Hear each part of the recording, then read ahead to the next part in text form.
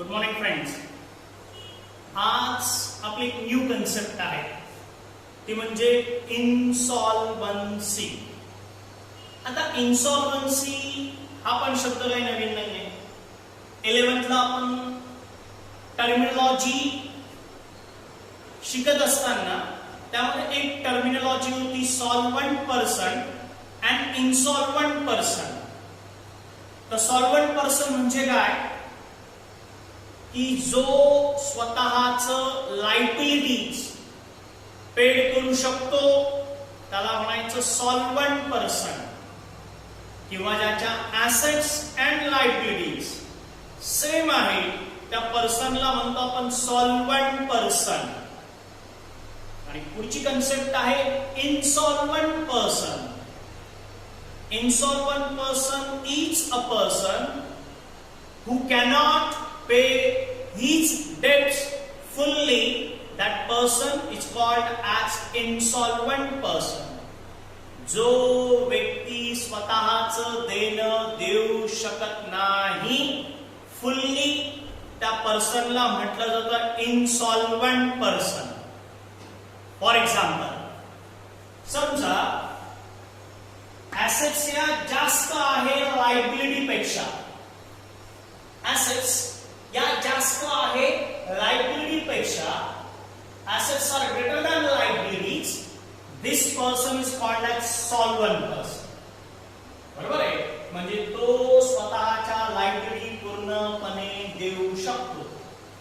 Assets आहे 10 लाख रुपयांच्या, liabilities आहे 5 लाख रुपयांच्या. म्हणजे हा व्यक्ती झाला सॉल्वंट. बरोबर आहे. आणि पुढचं, जर समजा एखाद्या व्यक्तीच्या ऍसेट्स या कमी आहे कशापेक्षा, लायबिलिटी पेक्षा, त्या व्यक्तीला म्हटलं जातं इन्सॉल्वंट पर्सन. म्हणजे तो स्वतःच देणं देऊ शकत नाही त्या व्यक्तीला म्हटलं जातं इन्सॉल्वंट पर्सन. अजून एक पॉइंट क्लिअर करतो. ज्या व्यक्तीच्या ऍसेट्स अँड लायबिलिटीज या इक्वल आहे, ऍसेट्स अँड लायबिलिटीज इक्वल आहे, त्या व्यक्तीला सुद्धा म्हटलं जातं सॉल्वंट पर्सन. पण ज्याच्या liabilities are greater than assets त्या पर्सनला म्हटलं जातं इन्सॉल्वंट पर्सन. मग आज आपल्याला हीच कन्सेप्ट समजून घ्यायची, इन्सॉल्वन्सी. आता इन्सॉल्वन्सी म्हणजेच काय, जेव्हा रॉबी हा इन्सॉल्वंट होतो. म्हणजे काय, बिलाची अमाउंट पूर्णपणे पेड करू शकत नाही, त्या सिच्युएशनला म्हणतात इन्सॉल्वन्सी. म्हणजे जेव्हा रॉबी इन्सॉल्वंट होतो तेव्हा बिलाचे पैसे आपल्याला पूर्ण किंवा काहीच मिळत नाही, त्या सिच्युएशनला म्हटलं जातं इन्सॉल्वन्सी. आता मी सांगितलं तुम्हाला सुरुवातीला की जर्नल एंट्रीत लिखाण करताना थोडीशी जागा सोडायची आहे, त्या एंट्रीत लिखाण करायचं. तिथे in the books of drawer, in the books of drawer पुढचा नंबर द्यायचा आणि लिखाण करायचं. त्याच्यामध्ये सब नंबरिंग करायचं. ए बिल डिसऑनर, एंट्री होणार तीच.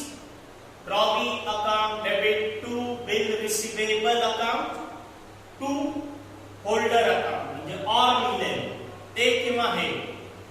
इथे part payment receive, cash account debit, bad debts account debit to Robbie account. Part payment मिळालं म्हणजे जेव्हा रॉबी आपले पैसे बुडवतो त्याला म्हणतो आपण बॅड डेट्स. रॉबी म्हणण्यापेक्षा कोणीही आपले पैसे बुडवतो त्याला म्हणतो आपण बॅड डेट्स, बुडीत कर्ज.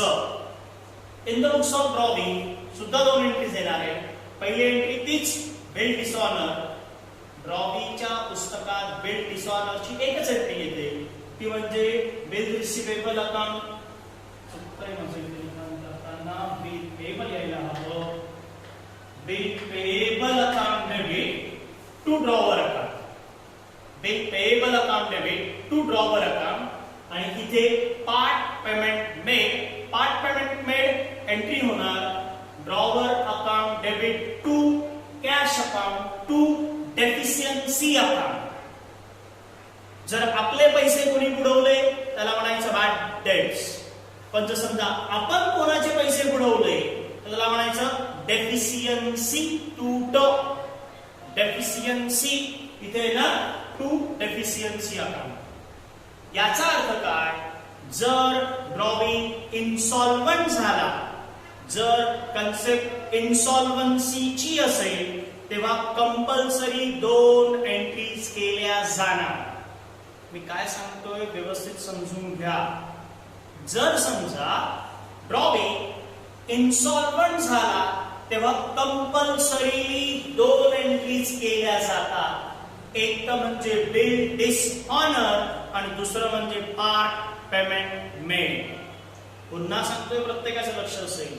जर ड्रॉविंग इन्सॉल्वंट झाला तर कंपल्सरी 2 एंट्रीज केल्या जातात. पहिली एंट्री असते बिल डिसऑनर, दुसरी एंट्री असते ती म्हणजे पार्ट पेमेंट रिसीव्ह. सिंपल आहे. पुन्हा पुन्हा सांगतोय, जर ड्रॉविंग इन्सॉल्वंट झाला तेव्हा कंपल्सरी 2 एंट्रीज केल्या जातात. पहिली एंट्री बिल डिसऑनर, दुसरी एंट्री पार्ट पेमेंट. ओके, करूया स्टार्ट. घेऊया problem. Bhagwan sold goods to Dev for 3000. भगवानने देवला माल विकला. आपण ड्रॉवरच्या पुस्तकात बघतोय, आपण माल विकला. Normal entry. कोणाला माल विकला? देवला.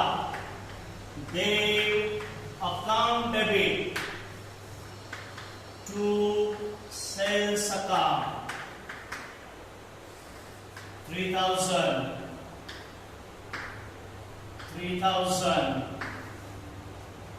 Being goods sold on credit. Dev accepted bill at 2 months. देवने बिल एक्सेप्ट केलं म्हणजे आपण बिल ड्रॉ केलं. ड्रॉ केलं एंट्री होणार bill receivable account debit to Dev account 3000.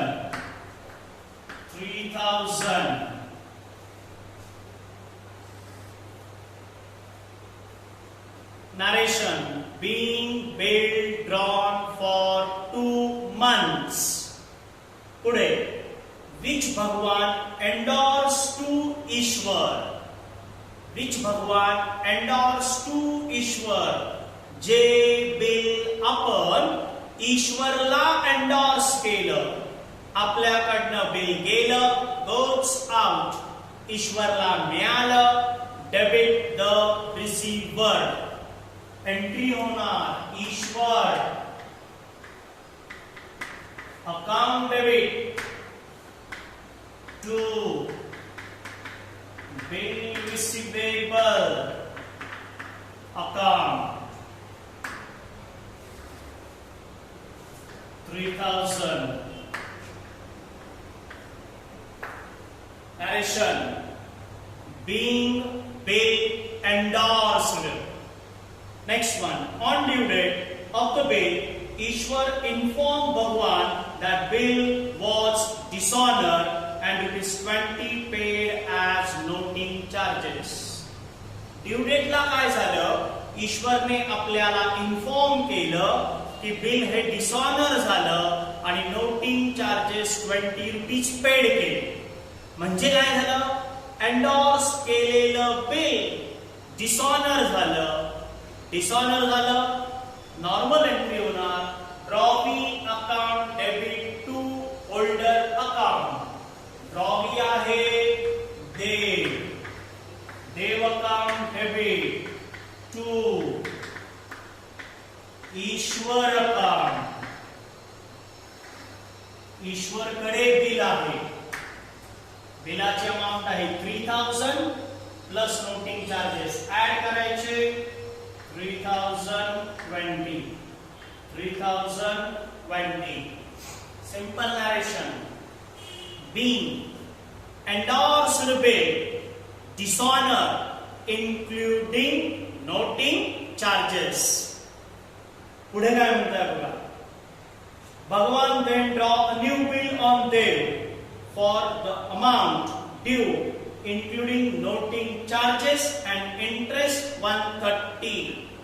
ते म्हणताय नंतर आपण नवीन बिल ड्रॉ केलं की ज्याच्यामध्ये नोटिंग चार्जेस आणि इंटरेस्ट आहे 130.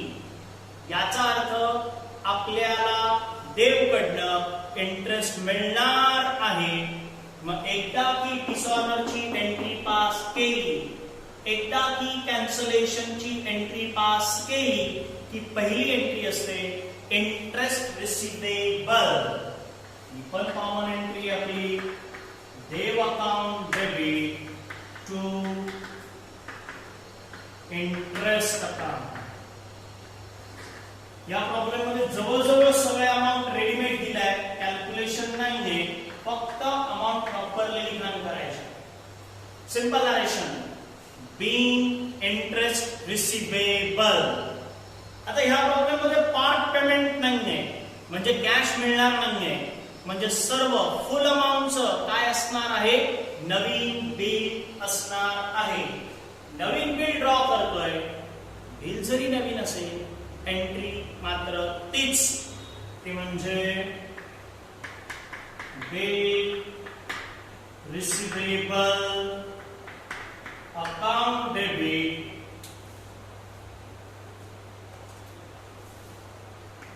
To Dev account 3150. 3150. जरा व्यवस्थित लक्ष द्या. ही अमाउंट कशी आली आहे ती म्हणजेच काय की या नवीन बिलामध्ये नोटिंग चार्जेसची अमाउंट प्लस इंटरेस्टची अमाउंट अशा दोन्ही अमाउंट ऍड होऊन ती अमाउंट आली 3150. Simple narration. Be new bill draw including noting charges and interest. Including noting charges and interest. Before the due date of second bill, they become bankrupt. Before the due date of second bill, they become bankrupt. शब्द लक्षात ठेवा. bankrupt म्हणजेच insolvent. insolvency म्हणजे दुसऱ्या बिलाच्या due डेटच्या आधी bill काय झालं, बिल म्हणण्यापेक्षा ड्रॉवी काय झाला, इन्सॉल्वंट म्हणजे बिल काय झालं, डिसऑनर. आत्ताच एक्सप्लेन केलं, जेव्हा ड्रॉवी इन्सॉल्वंट होतो तेव्हा दोन एंट्रीज पास केल्या जातात. एक तर म्हणजे डिसऑनर आणि दुसरं म्हणजे पार्ट पेमेंट. आता डिसऑनर झालं ना, इथे प्रत्येकाचं लक्ष असेल. फर्स्ट बिल आपण एंडॉर्स केलं होतं, पण सेकंड बिल आपण एंडॉर्स केलं का नाही. सेकंड बिल हे आपल्याकडेच आहे, म्हणजे स्वतःकडे असलेलं बिल जेव्हा डिसऑनर होतं तेव्हा रिव्हर्स एंट्री पास केली जाते. त्याचा नंबर आहे 7 नंबर. ते म्हणजे ड्रॉवी. ड्रॉवी कोण आहे, the account debit to bill receivable account 3150. 3150. Simple narration. Being new bill dishonor due to insolvency. I repeat, new bill dishonor due to insolvency. Insolvency मुळे दुसरं बिल डिसऑनर झालं. पुढे and only 20 paisa in a rupee was received from each estate as a first and final dividend. थोडंसं वेगळं वाक्य आहे. 20 पैसा in rupees म्हणजे काय? 20 पैसे मिळाले. किती पैशांपैकी? 100 पैशांपैकी. याचा अर्थ कन्फ्यूज व्हायचं नाही. So simple. पर्सेंट कन्सिडर करायचे. इथं पैसा शब्द वापरला ना, 20 पैसा इन रुपी. रुपयामधून 20 पैसे मिळाले म्हणजे 20% मिळाले. आहे का लक्षात? म्हणजे 20% अमाऊंट मिळाली. मग आता सेकंड एंट्री होणार. नेक्स्ट एंट्री होणार cash account debit. Bad debts account debit. 2 देव account. आता बघा 3150 याच्या 10% 315 630 630 मिळाले. काय केलं मी? या 3150 च्या किती पर्सेंट कॅल्क्युलेट केले? 20%. 20% म्हणजे अमाउंट आली किती? 630.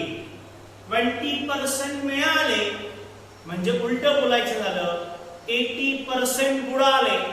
बुडाले ज्याला म्हणतो आपण बॅड डेट्स. बघा आता किती गेली? 2000 calculation करूया. 0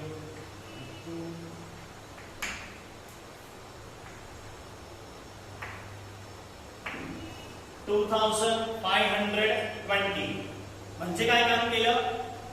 या अमाउंट मधून ही अमाउंट मायनस केली. उरलेली अमाउंट म्हणजे बॅड डेट्स. या अमाउंट मधून बॅड डेट्सची अमाउंट कॅशची अमाउंट वजा केली. मिळाले आपल्याला बॅड डेट्स. नरेशन एकदम simple. being 20% amount recovered due to insolvency किंवा only शब्द पण वापरू शकता. being only 20% amount recovered due to insolvency. insolvency मुळे आपण फक्त 20% अमाउंटच रिकव्हर करू शकलो. पुन्हा सांगतो, जेव्हा इन्सॉल्वन्सी असते तेव्हा आपण 2 एंट्रीज पास करतो. एक तर म्हणजे बिल काय झालं? डिसऑनर झालं. आणि दुसरं म्हणजे काय? पार्ट पेमेंट मिळाले. आणि सर ते शेवटी पुन्हा आपलं तेच double underline total and finish. Thank you so much.